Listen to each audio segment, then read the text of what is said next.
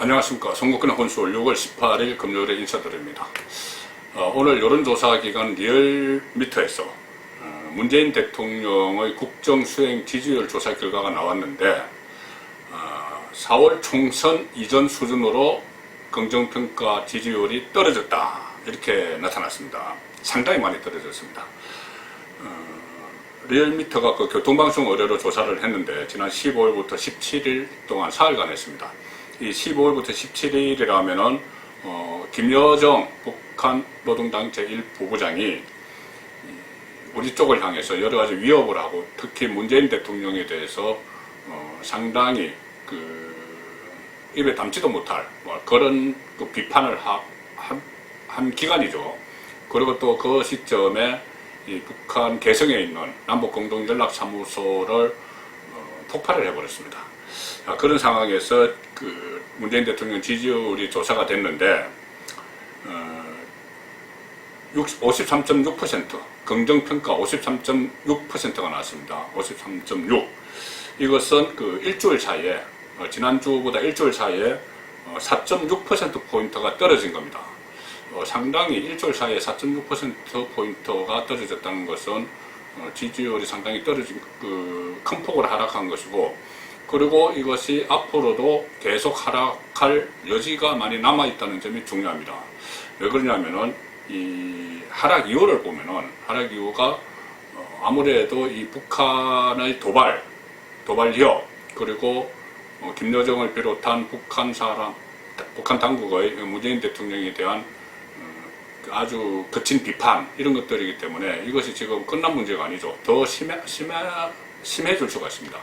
그렇기 때문에 이것이 여론조사 지지율이 계속 떨어질 가능성, 이것이 있는 것인데, 현재 부정평가는, 문재인 대통령 국정운영에 대한 부정평가는 41.1%입니다. 이것도 2개월 만에 가장 높은 것이죠.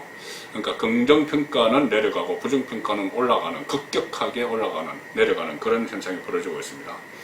자, 그래서 어쨌든 이 지지율 53.6%는 4주 연속 계속 하락한 결과입니다. 계속 떨어지고 있죠. 그래서 4월 총선 때 가장 3월 4주차 이후에 총선 이후에 가장 낮은 수치를 기록하고 있습니다.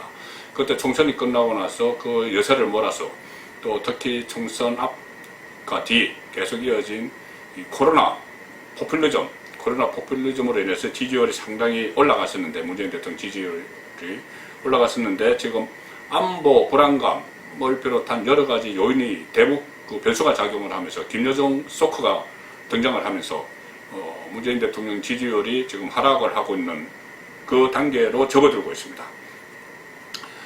일단 원인은 아무래도 지금 여론조사 기간을 제가 설명을 드렸다시피 북한의 남북공동연락사무소 폭파, 그리고 여러 가지 김여정발 변수들, 김여정 소크로까지 표현되는 그런 변수 때문에 아무래도 중도층들이 많이 돌아서지 않았나. 문재인 대통령을 지지했던, 주로 대북 유화 정책 때문에 지지를 했던 중도층들이 급격히 돌아서는 그런 양상이 나타나고 있습니다. 자, 두 가지인데요. 하나는 이 군사적 긴장 관계가 고조가 되면서 국민 안보 불안감이 좀 정폭이 되는 그런 측면이 있습니다. 지금 서울 불바다 이런 이야기가 다시 나오고 있고, 또 이 전방 GP의 북한 측 초소에 병력이 파견되고 있고, 또 개성공단 그쪽에 개성공단이 들었을 때 철수를 했던 그 병력들이 다시 들어가고 있고, 개성 쪽은 이 남침의 통로입니다. 그쪽에 다시 군사력이 강화가 되고 있고, 또 서해상에서 도발 조짐도 또 나타나고 있습니다. 그리고 여러 가지 위협들이 계속되고 있는 이 상황에서 군사 합의까지 파기하겠다, 이것은 김여정이 벌써 예고를 했죠. 그렇기 때문에 이 군사적 도발 위협이 높아지면서 안보 불안감 때문에 문재인 대통령에 대한 실망감, 불신, 이런 것들이 쌓이면서 지지율이 하락을 하는 그런 경향이 하나 있고, 다른 하나는 문재인 대통령 자체의 위신이 상당히 추락을 하고 있습니다. 김여정이 거의 노골적으로 원색적인 비난을 막 퍼붓고, 또 심지어 옥류관 냉면집, 평양 냉면집 주방장까지 나서서 뭐 요사를 떨더니 어쩌고 하면서 문재인 대통령을 비판을 하고 있습니다. 뭐 하나 해놓은 일도 없다. 말로만 크게 떠든다. 이렇게 하고 또 북한의 강부들이 또 문재인 대통령과 관련해서 여러 가지 이야기를 하는 것들, 그런 문제들도 다 북한 신문에 보도가 되고 있습니다. 이렇게 되니까 문재인 대통령이 문제를 풀어보겠다고 북한에 우리가 대북 특사를 보내겠다고 간청을 했다. 북한 신문에서 그렇게 이야기를 했죠. 간청을 했다. 김여정이 이야기한 얘기입니다. 간청을 해왔는데 그것을 김정은에게 간청을 했는데 김정은은 그들도 보지도 않고 동생 김여정이 단칼에 거절해버리는, 이것은 어떻게 보면은 상당히 외교 참사입니다. 북한을 하나의 국가라고 본다고 보면은 정상 간의 어떤 특사를 파견하겠다고 요청한 것을 공개하는 것도 그렇고, 공개하는 것도 겁을 낮춰서 김정은이 하는 것이 아니고 김여정이 공개를 하는, 이것은 외교 참사를 당한 것이죠. 그렇게 모멸을 받고 여러 가지 모욕적인 언사를 듣고 또 북한이 실질적으로 무력 도발 위협을 하는 이 상황에서도 이 소극적인 대응, 정부의 대응은 상당히 소극적입니다. 그리고 제대로 문재인 대통령 본인이 김여정으로부터 놈, 여러 가지 이야기를 들었으면서도 제대로 강하게 반박도 못하는, 하는 흉내만 내는 그런 상황이 되니까 지금은 오히려 국민들이 모멸감을 느끼고 자존심을 상해하는 그런 상황이 나타나고 있습니다. 그래도 국민들이 뽑은 대통령인데 그 대통령을 향해서 온갖 입에 담을 수 없는 말들이 난무를 하니, 그런데 난무를 하는데도 제대로 대꾸도 하지 못하니까 국민들은 오히려 모멸감을 느끼는 그런 상황이어서 이런 부분도 문재인 대통령 지지율 하락에 지금 반영이 되고 있는 것 같습니다. 자, 특히나 이 위기 관리인데, 지금은 위기인데 이 위기 관리를 제대로 못하고 지금처럼 어정쩡하게 계속 눈치를 보면서 또 인내하겠다. 문재인 대통령 어제 그렇게 이야기했죠. 인내하겠다. 이런 식으로 하게 되면은 아마 이 지지율 하락 추세가 계속 이어지면서 또 북한의 도발이 또 실질적으로 또 이루어지고 더 많은 말폭탄이 쏟아내고 이렇게 된다면은 지지율 하락이 이어지면서 임기 2년도 채 남지 않은 문재인 대통령은 단번에 레임덕으로 갈 수가 있습니다. 권력 누수 현상이죠. 레임덕이 닥칠 수가 있습니다. 그동안 레임덕 이야기가 있었지만은 4.15 총선 여당 압승으로 좀 묻혔죠. 그런데 그 레임덕 이야기가 다시 나올 수가 있습니다. 그 부분은 제가 잠시 후에 다시 설명을 드리겠습니다. 자, 왜 이것이 북한 문제가, 대북 문제가 이 지지율이 하락의 원인이 되고 또 정권의 레임덕으로 이어질 수밖에 없는지, 그 문제를 제가 설명을 드리겠습니다.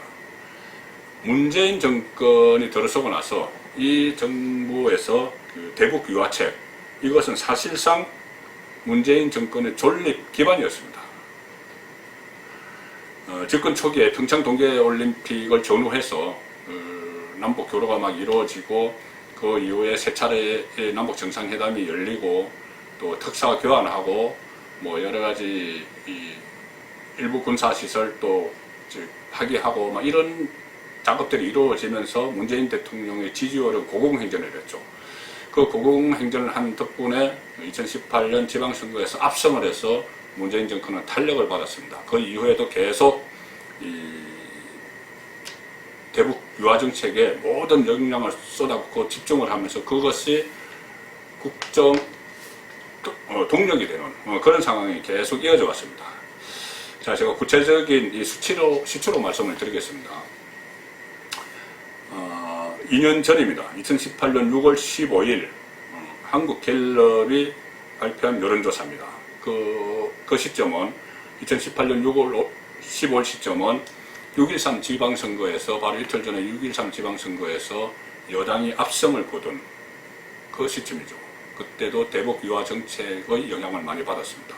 그리고 왜 대북 유화 정책의 영향을 받을 수밖에 없었냐면 그 이전에 박근혜 정부 때 미국과 트럼프와 김정은이 서로 막 그 말싸움을 하면서 여러 가지 뭐 핵단추 이야기도 하고 서로 뭐 ICBM 쏘고 뭐 이래가지고 전쟁 공포가 좀 있었죠. 근데 어쨌든 국민들이 전쟁 공포를 들었기 때문에 문재인 대통령이 들었으면서 평창올림픽을 전후해서 좀 해소가 됐기 때문에 지지를 보내는 겁니다.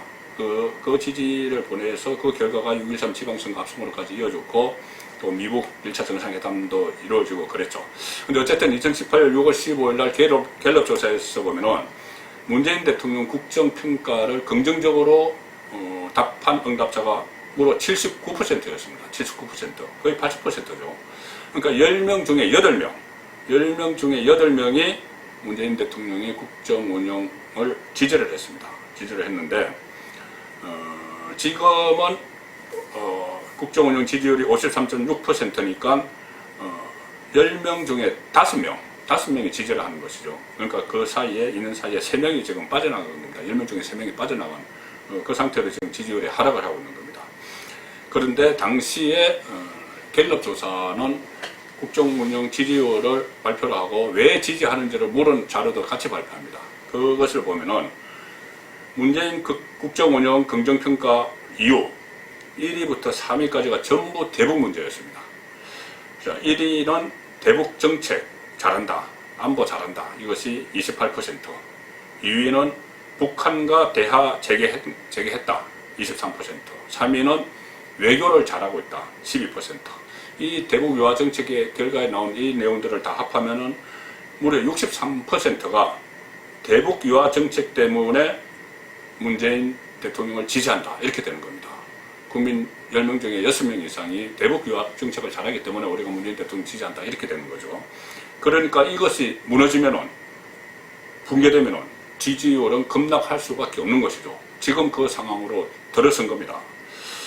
그러니까 당시에 2년 전에 부정평가, 문재인 대통령 부정평가는 12%였는데 그 이유를, 부정평가는 이유를 물으니 경제 관련 잘못하고 있다, 민생 문제 잘못하고 있다. 이것이 거의 50%였습니다. 그러니까 그 경제 관련 민생이 어려워도 결국은 북한과의 대화가 재개가 되고 안보 불안감이 좀 털어지니 덮어버리는 거죠. 덮어버리면서 문재인 대통령의 지지율이 79%까지 치솟았던 겁니다. 그런데 지금은 그 거품이, 어떻게 보면 거품이죠. 대북 유화 정책이라는 거품이 지금 빠지고 있기 때문에 문재인 대통령의 지지율이 계속 또 떨어질 수밖에 없는 그런 상황이 되고 있습니다. 그러니까 지금은 대북 유화 정책이라는 문재인 정권의 존립 기반이 무너지고 있는 시점이고, 그래서 자칫 임기 후반기를 지금 계속 가고 있으니까 레임덕이 올 가능성을 배제를 할 수 없는 것이죠. 자, 그러니까 이런 말도 할 수 있을 겁니다. 지금 거대 여당이 있는데 50, 180석에 가까운 거대 여당이 있는데 무슨 레임덕이냐 이렇게 말씀하실지 모르지만 정치권 생리는 좀 다릅니다. 오히려 거대 여당이 있기 때문에 청와대의 힘이 더 약해질 수가 있죠. 권력 내부에서 더 약해질 수가 있고, 또 차기 대선 주자들이, 잠룡들이 움직이기 시작하면 살아있는 권력, 같은 민주당 계열이라도 살아있는 정권 쪽과는 또 정권이 잘못하고 있고 이렇게 지지율이 떨어지면은 차별화를 할 수 있습니다. 차별화를 하면 그것도 레임덕을 앞당기는 그런 계기가 되는 것이죠. 자, 특히나 이 문재인 대통령이 지금 이 지경이 된 상태에서도 참고 인내하겠다, 북한이 돌았을 때까지 기다리겠다, 이런 뉘앙스의 말을 하고 있습니다.